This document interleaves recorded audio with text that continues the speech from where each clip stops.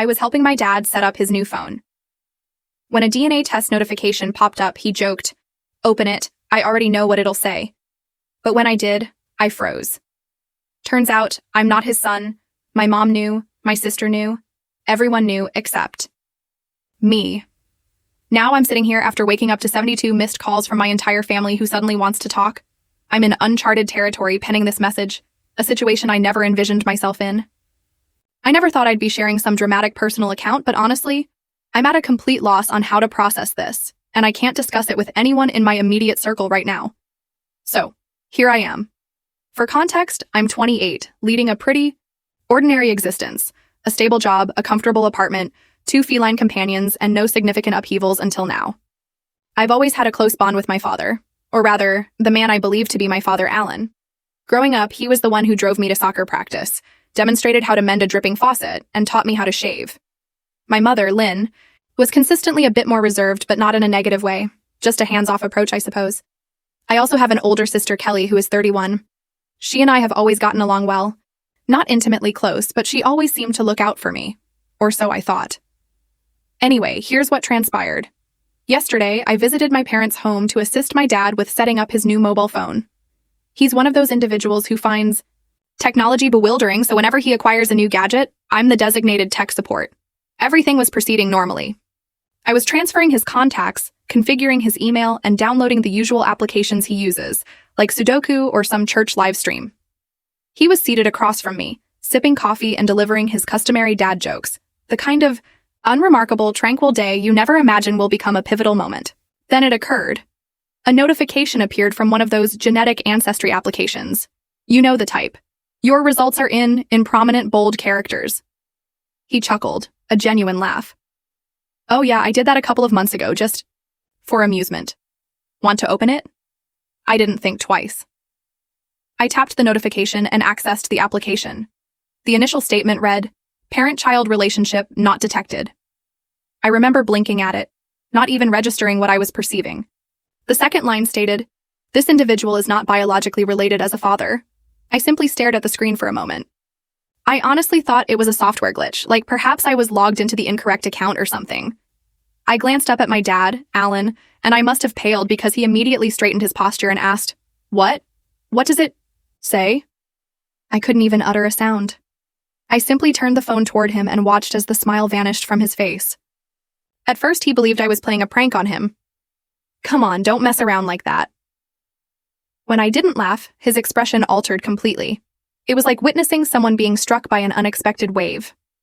He took the phone from me, read the same lines repeatedly, and then he simply fell silent. A long, uncomfortable quiet.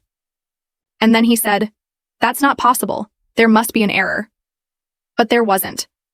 We meticulously checked the email address, the birth date, the account login. It was his. It was genuine. I could feel my hands trembling. My mind was racing, trying to comprehend it. And then I posed the question I dreaded asking.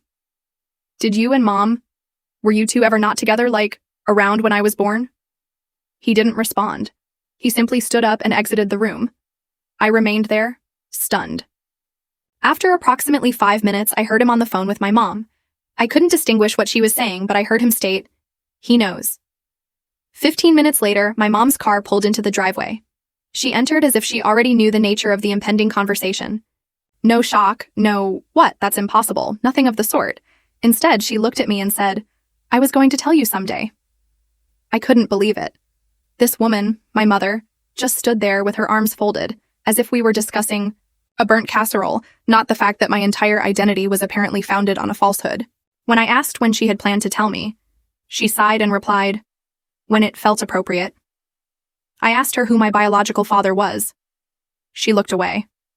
That was the moment I realized she wasn't just concealing it from me. She had hidden it from him too. From Alan, the man who raised me, the man who had just discovered in front of me that I wasn't biologically his. And then, here's the punchline. My sister walked in. Qley had apparently been on her way over anyway. And she knew. As soon as she saw my expression, she dropped her purse and said, "You found out." My stomach churned. "You knew?" She nodded. "I thought you knew too." I just stood there, completely surrounded by individuals who had deceived me, who had decided for me what I deserved to know. Eventually, I left. I didn't utter a word, just collected my belongings and walked out. I drove for hours, attempting to clear my head, but my phone was buzzing incessantly the entire time. Calls from my mom, my sister, even from Alan. I didn't answer a single one. I finally powered off my phone around midnight. This morning, I woke up to 72 missed calls, 72 from my entire family, and I still haven't responded to any of them. I don't know what to do. I don't even know how I feel. I'm not merely angry. I feel like the ground beneath me has just shifted, and I'm in free fall. The man I called Dad for 28 years is not my biological father, but he was still present. He raised me. He's the reason I know how to knot a tie, how to toss a baseball, how to change a tire. Does that still make him my father? And what about the individual who is my biological father? Who is he? Does he know I exist? Why did they all withhold this from me? Why was I the sole person unaware? I have no answers, only questions and silence. Update 1. Wow, I wasn't anticipating such a significant response. Thank you for the accolades, the direct messages, and the personal anecdotes. I'm reading every comment, even if I can't reply to all of them. For those inquiring, I'm uncertain if I'll speak to any of them today. I require time. It's been 2 days since my initial post, and I'm still processing everything. Thank you to everyone who commented or simply shared your own experiences. I didn't realize how many individuals out there have gone through something similar. It helped me feel a little less isolated. I've been staying at my friend Connor's place. He's one of the few people I trust with this. He doesn't say much, just hands me a beverage, puts on some casual television, and lets me be. That's the kind of companionship I didn't realize I needed. Anyway, I finally reactivated my phone yesterday afternoon. Within seconds, the notifications began pouring in. Missed calls, voicemails, messages. I didn't listen to any of the voicemails. I just sat there staring at Alan's name in my recent calls. I don't know how long I stared, but eventually I just tapped it and put the phone on speaker. He answered immediately. Hello? Hello? Are you there? His voice cracked. That's what broke me. He sounded weary, older somehow, like he'd aged 10 years in 2 days. I didn't say anything at first, just listened. Finally, I said, "Hey." He fell silent. Then he said, "Thank you for calling." We spoke for about half an hour. Most of it involved him attempting to explain what he didn't comprehend. He stated he never suspected anything, that my mom had never uttered a word, that he'd always believed I was his son. And then he said it.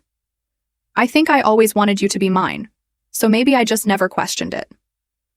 That sentence struck me in the chest like a sledgehammer because that's exactly how I feel. I wanted to be his son. I still do. But now there's this barrier between us that wasn't there before. This invisible, unpleasant truth neither of us asked for. We discussed the test. He said he only took it because his brother had been on a genealogy obsession and persuaded him to do it for enjoyment. "I wasn't even thinking about paternity," he said. "Why would I? You've always been my son." And then he disclosed something I wasn't prepared for. "I confronted your mother," he said. "She admitted it. She always knew." I asked him what she said. He hesitated. "She told me she made a mistake, that it was a brief encounter with someone she worked with at the time, that she didn't think it would matter because I stepped up, and she figured it was better if no one knew." I was quiet for a long time after that, and then I asked the question that had been forming in my mind. "Did you mean it when you said I was your son?" He didn't answer right away. Then he said, "I raised you. I took care of you. That counts for something. But I need some time." And just like that, I felt the air leave the room. He needs time. After all this, after 28 years of bedtime, stories and scraped knees and birthday cakes and father-son camping trips, he needs time. I didn't say anything, just ended the call. I couldn't breathe. I desperately wanted to believe that none of this changed anything, that biology didn't matter, that affection and effort and years of shared memories were enough. But apparently, it's not. Because here's the unexpected twist. About an hour after that call, my sister Qley sent me a message. Just a single screenshot. It was a group chat between her, my mom, and Alan from 3 months ago. Alan had known for months, not days, not since the DNA test. The conversation was about timing, about how they'd eventually inform me, about how they needed to protect the family. My name came up. Qley had messaged, "We should tell him before someone else does. It's not fair to keep lying." My mom had replied, "It's not a lie if it never comes up."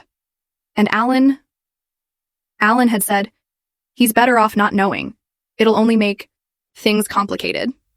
So now I'm sitting here reading these messages, trying to comprehend what's genuine and what's false. He looked me in the eye and told me he was caught off guard. He held my hand and said he always believed I was his. And yet he knew. He knew and chose to deceive me. He allowed me to open that DNA test, allowed me to sit there and think I'd discovered something world-shattering when, in reality, he already knew the world had shattered. He just didn't want to be the one to articulate it. I haven't replied to the messages. I haven't called anyone back. I feel betrayed on so many levels I can't even enumerate. I don't know what hurts more, the deception itself or the fact that they were all willing to perpetuate it indefinitely. I keep hearing his voice saying, "I need time." Funny, I needed truth, and they couldn't provide me with that. Update 2. All right, brace yourselves because I wasn't anticipating any of this. After I posted my last update, I went completely silent for a few days, turned off my phone again, ignored the doorbell, just existed.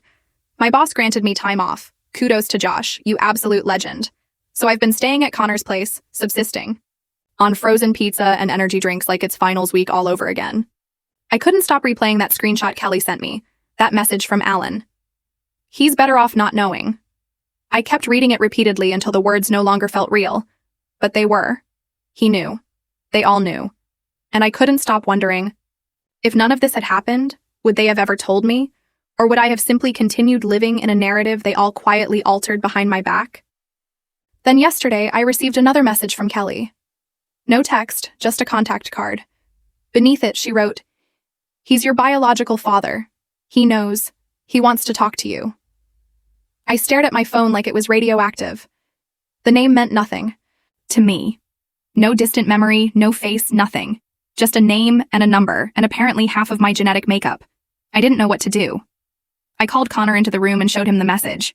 He said, "You don't have to do anything, but if it were me, I'd want answers." So I sat with it for a while. Then I pressed call. Mark answered on the second ring. His voice was deeper than I expected. Calm, steady. "Hello?" I froze. I didn't even know what to say. Finally, I mumbled, "Hi, my name's, well, I guess you know who I am." There was a pause. Then he said, "Yeah, I do." The silence after that was heavy, as if neither of us knew where to begin. "I didn't know about you," he said, breaking it. "Not until a couple of weeks ago." I asked him if he was certain, if he genuinely had no idea that I existed for 28 years. He swore he didn't.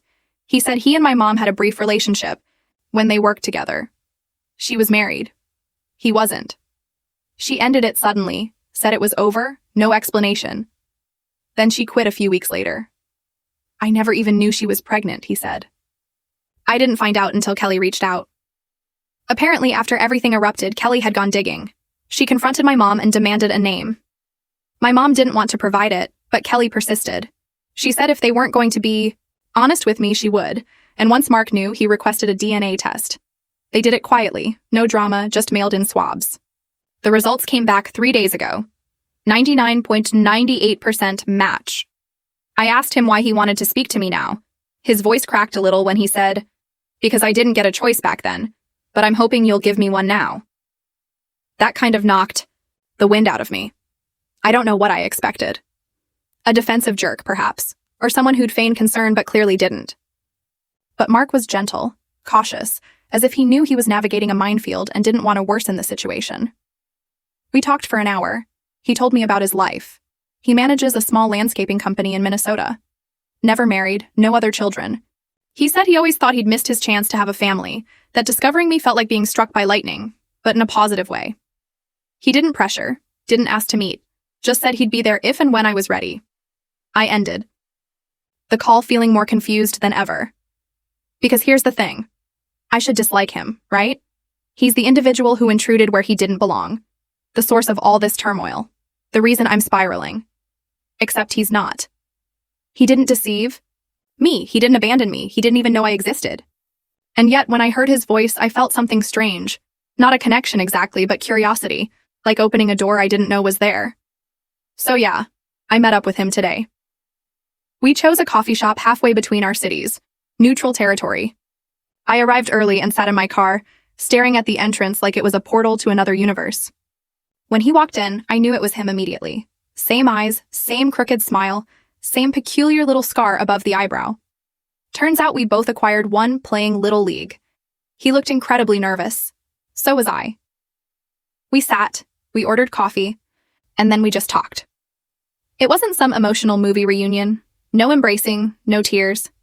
Just two people attempting to find fragments of themselves in each other. He brought photographs, old family albums, pictures of his parents, my grandparents, I suppose, whom I'll never meet. One of them looked exactly like Qley. That part messed with my head more than I expected. I asked him why he never tried to track my mom down after she disappeared. He said she made it clear she didn't want to be found, and I respected that. Maybe too much. Before we left, he handed me a folded piece of paper. His number, his address, a note at the bottom. No pressure, no expectations, just the door open.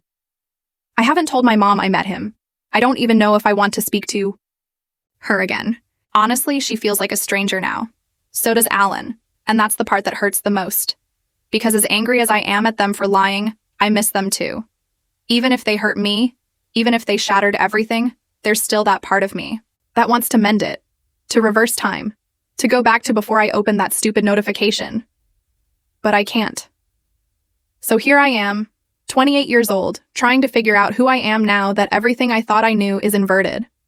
All I know is I'm not the same person who configured a phone for his dad last week. I'm not even sure who that person is anymore. Update 3, it's done. All of it. This will be the last time I post about this because I have nothing left to say after what transpired yesterday. Let's begin with the confrontation, my mom and I. I messaged her 2 nights ago simply stating, I want the truth, all of it. No more lies. She replied instantly, come by tomorrow, I'll make coffee. I almost didn't go. I sat in my car outside her house for 20 minutes, staring at the porch where I used to leave muddy shoes, where she used to scold me to wipe my feet. It felt like visiting a stranger's house while wearing my own memories. When I finally walked in, she was already seated at the table, 2 mugs steaming. She looked calm. Too calm. I didn't sit. I just said, why did you lie to me for my entire life? Her response, you were happy. Why ruin that? That was it. No apology, no remorse, just logic, as if she were justifying a parking ticket. I told her I'd spoken to Mark, that I'd met him. She didn't flinch, just sipped her coffee and said, so now what? You starting a new family with him? I laughed bitterly. You don't get to be jealous of the consequences you created. Then I brought up the group chat, the screenshot, the fact that she, Qley, and Alan had discussed concealing this from me for months. She didn't even attempt to deny it. Alan wanted to wait. He didn't want to lose you, neither did I. I finally sat down. My hands were shaking. Lose me? I said. You never had me, not the real me. You had a version of me that only existed because you built my life on a secret. And then came the cruelest part. She looked me directly in the eyes and said, you were never supposed to be born. That was the mistake. I froze. What? She didn't blink. You want the whole truth? There it is. I didn't plan to have you. I almost didn't. And when I found out I was pregnant, Alan offered to step in. As long as we kept things clean, no mess, no drama, he said he'd raise you as his own. But the deal was, we never told you. Ever. I was silent, unable to breathe. I felt like I was observing myself from the outside, like I wasn't truly in my own skin. She leaned back in her chair as if she hadn't just lobbed a grenade into the center of my being. You had a good life, she said. You got everything. A father, a family, a roof over your head. So don't come here trying to rewrite history just because you suddenly don't like the terms. That was when I stood up. I didn't even feel angry anymore. I felt empty, as if someone had scooped out everything inside me and replaced it with cold air. You didn't give me a life, I said. You gave me a story, and now I know how it ends. I walked out.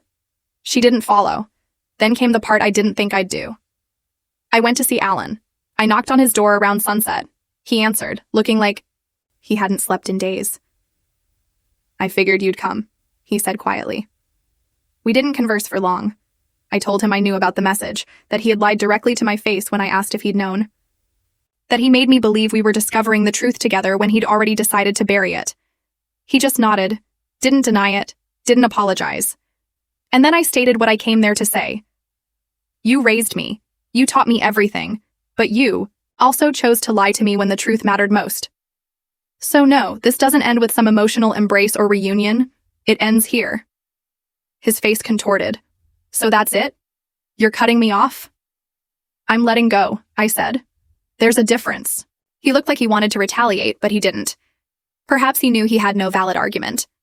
I turned to leave, but just as I reached the porch, he said one last thing. "You'll regret this someday." I didn't turn around. "Maybe," I said, "but not as much as you'll regret letting me walk away." And then I stepped into the night and didn't look back. So, where does that leave me now? Mark, my biological father, sent me a message this morning to check in. I haven't responded yet. I probably will eventually, but not today. I need space. I need to breathe. Qley and I are communicating again. She's apologized repeatedly. I believe she means it, but it's going to require time. You don't rebuild trust overnight when the foundation was constructed from secrets. As for my mom and Alan, I don't plan on seeing them again. I was the only person in that family who didn't know the truth. And the moment I did, they all made it about themselves. Not one of them paused to ask how I felt, what I needed. They just presented their narratives and expected me to conform. I won't. I'm done being someone else's version of me. Starting today, I write my own story. No lies, no edits, no half-truths concealed behind smiles. Just the truth, even when it hurts, especially when it hurts. Reflection. I didn't expect this much support. Thank you, truly. I'm overwhelmed by how many of you shared your own stories, your advice, or just kind words. It helped more than I can express.